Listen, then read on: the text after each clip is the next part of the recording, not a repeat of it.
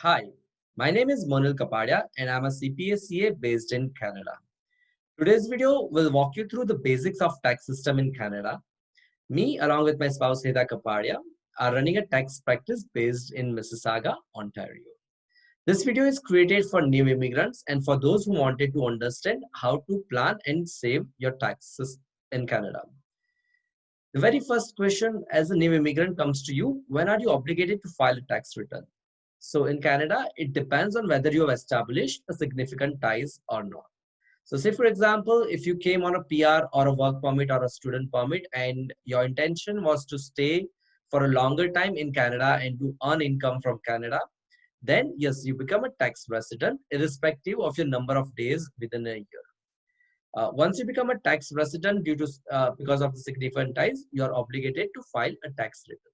One question comes to me: what if I've done a soft landing? In case if you've done a soft landing and stayed here for a week or two, have not earned any income in Canada, then you're still a non-resident or non-tax resident in most of the cases, and you're not obligated to file a tax return.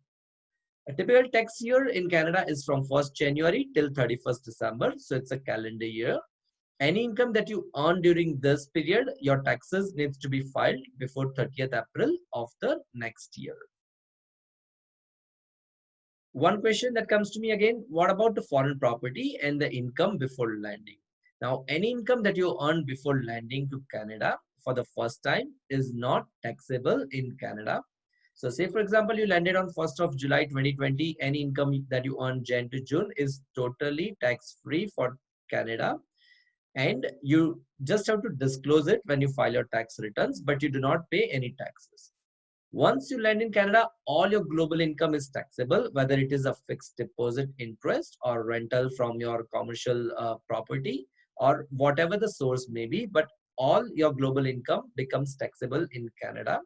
If you have paid any taxes in the home country or any country outside Canada, then you will be able to claim certain foreign tax credits, and you have to pay the balance in Canada. The money that you brought for the first time when you landed in Canada is the money that you earned before landing, and so you do not pay any taxes, or that does not become your income while you file your tax returns. Any foreign property in form of cash, bank, shares, or real estate, if the market value of this foreign property exceeds $100,000 on the date of your landing or at any point during the year, then you have to disclose this while filing your tax return. So if you're holding this property whose market value in summation is more than $100,000, then you have to fill up a specific foreign disclosure form while you file your tax return, so the authorities know that the assets are lying outside Canada. So in future, when you bring these assets, it is not taxable. But any income generated on these assets after you land is obviously taxable in Canada. So when you start your first full-time job in Canada, the very first day, your employer will provide you this form, which is called a TD1 form, which is a personal tax credit forms. So this will let your employer know how much taxes to be deducted. So fill up your personal details. The first question is your basic personal amount, which is your federal credit. For 2020, it is $13,000. So $13,229. So you fill up that amount. So up to 13,229, your income is totally tax free, and any income after that becomes taxable. If you fall into any other categories such as age amount or disability or spouse credits, then you have to fill it up and give it back to your employer so that he will deduct those taxes accordingly. In case if you miss to claim any credits, so don't worry, when you file your tax returns, any excess taxes paid will be refunded once you file your tax return. Tax slabs in Canada. So as I said, the basic personal amount for per taxpayer is 13,229. So between husband and wife, you both get $13,000 of tax-free income. The tax slabs are different between federal and provincial, so it is hard to calculate a fixed average tax rate. But I've given an example in the box. So if you're making 50 to 70,000, you will end up paying around 24% in taxes. Now there are individual situations, tax credits, and different things that comes into picture. But you can take an average and approximate taxes. This is what you will pay. The highest tax slab comes when you cross $220,000 in income, and which is 53%. So any income that you earn after $220,000, you end up paying 53% to the government in form of the taxes. So that's a marginal tax slab. When you receive your pay stub, the very first narration is your gross salary. So this is what your package is. The following are the deductions that will be done from your salary, and you can see in your pay stub. So federal taxes, provincial taxes based on your income will be deducted. Canada Pension Plan or CPP is 5.25% for 2020 up to a maximum of $2,900. So every dollar that you earn, mandatorily you have to contribute to CPP and your employer will match. This creates a pool when you retire at the age of 71, or if you opt for early retirement, then whatever the pool is created, you will start getting pension based on whatever is contributed. EI is another mandatory deduction, which is employee insurance. So you pay 1.6% up to the $800 for employee insurance. Now, when you do this and when you have specific number of hours, you become eligible to claim unemployment benefits if you lose a job, or maternity, paternity benefits, or disability credit. So this is the premium towards that. If you opted for any optional health insurance or extended insurance premium, that is deducted. And RRSP is a retirement savings plan. If you have opted for RRSP, then that gets deducted. The net salary comes to your bank account. So what happens at the end of the year? You get a T4 slip. So this is a T4 slip which summarizes your complete situation throughout the year. The box 14 shows your gross income. The box 22 is your taxes deducted. And then you have CPP and EI deductions. So this will enable your accountant to prepare or file your tax returns. If you work for more than one employer in a specific tax year, you will get a T4 slip from each of those employers. The way this works is the employer has an obligation to prepare and email you or mail you the T4 slip by end of February of the next year. So for 2020, you will get a T4 slips by February of 2021 through mail, or you can download it through the website from your employer. Depends on how they are providing it. Once you get the T4 slip, provide this to your employer and he will be able to file your tax returns. Few deductions that you need to know you can claim against your employment income. Retirement savings plan, a wonderful tool to save for your retirement, and it gets deducted from your employment income.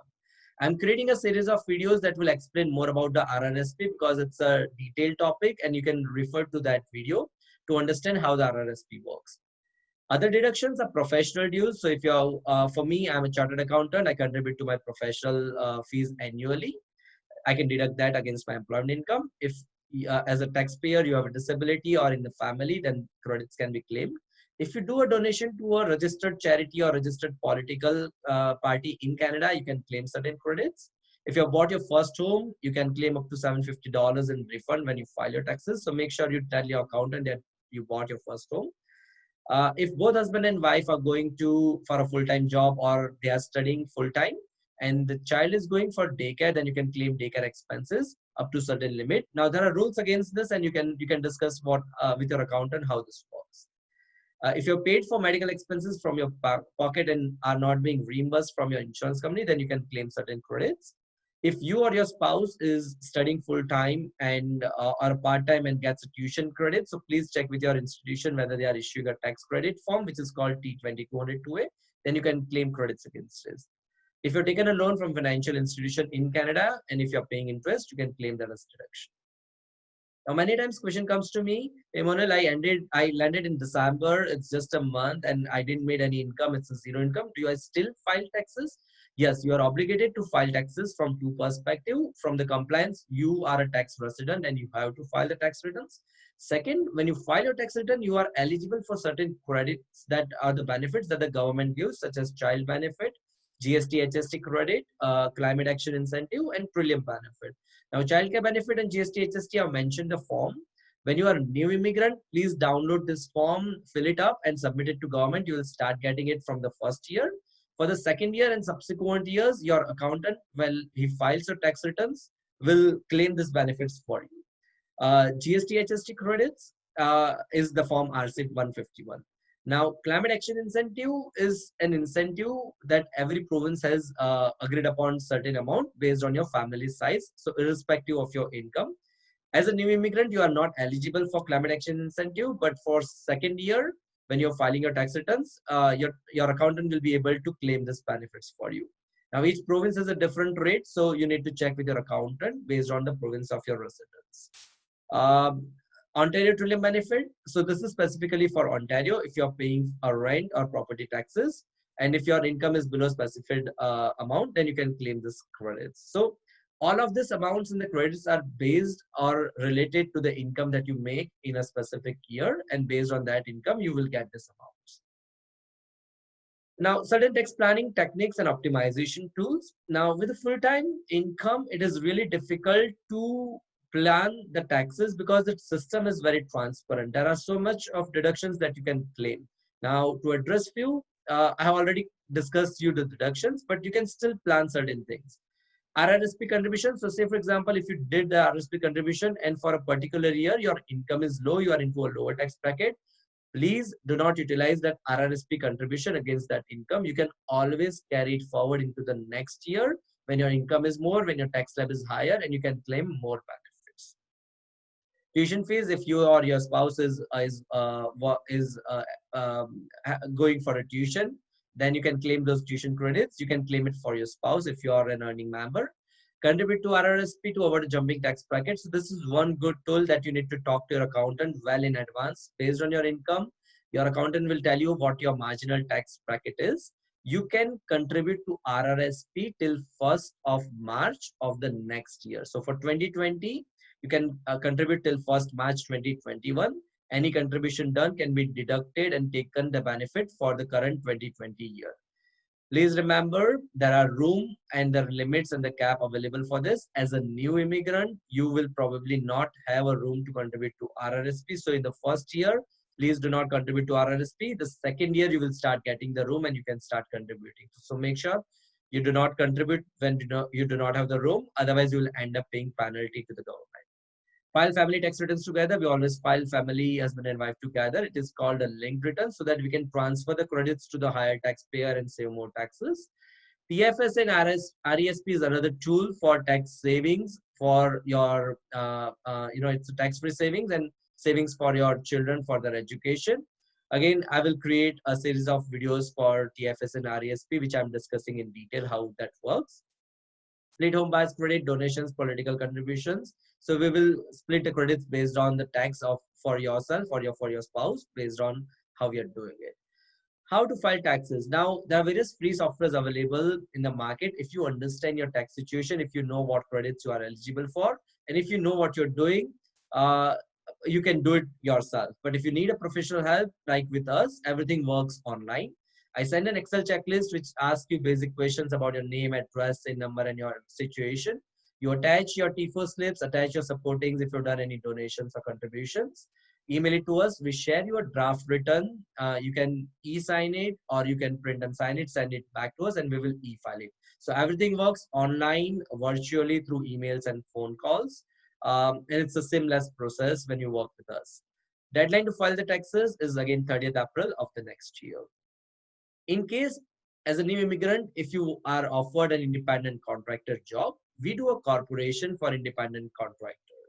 Or if you're planning to start a separate business of your own, we create a corporation to start that business. Now, again, for the contractors, I'm creating a separate video which is in detail discussing. But if you are into this opportunity, then there are, or if you're a business owner, there are various benefits that you can claim, such as tax savings because you can claim business expenses against your income. There are tax deferral. You can always defer your income. You can always split your income, but there are rules and you should know what the rules are. You need to talk to your accountant and make sure that you do not get into the CRA radar by breaking any of these rules. But a lot of tax planning available when you are a business versus a full-time employee. We also help to get you a business loan. So if you are planning to start up a business, you want a small business loan, which is government guaranteed loan to the bankers. So we prepare a business plan and projections, and we have connections with the bank to help you get these loans. How to choose an accountant? A very good question. I always suggest you to pick up an accountant who is a designated chartered accountant because he knows various things. He can help you plan, not only to plan and save your taxes, but how to invest those money so that you are able to achieve your financial goal 3 years, 5 years down the line. Reviews, of course, works. The accountant needs to be a knowledgeable, has a years of experience, and the most important, he's approachable. So you need to have don't need an accountant who is very busy and cannot answer your phone calls. So this is one of the important thing that you need to make sure while choosing your accountant. Just a brief about our services. We do personal and corporate filing. We do corporation, whether it's federal or provincial. If you're a startup, we will set up the books of accounts. We do the bookkeeping. We have staff who will help you do the bookkeeping and set up all your chart of accounts and everything. We help you do the business loan, and if you get a CRA audit or CRA letter, we'll resolve that queries. Just a brief about our team. So it's me, Heta, my partner, Ayushi, Shriyal, and Prashant are online accountants. And thank you so much for being patient, and hope this video helps you to understand the tax jargons. Please subscribe to my channel because I'll be creating various videos to help you understand how the tax system works. Thank you so much for attending this video. Feel free to share your feedback. My contact information was there on all the slides. Feel free to email me or call me if you have any questions. Thank you and have a nice day.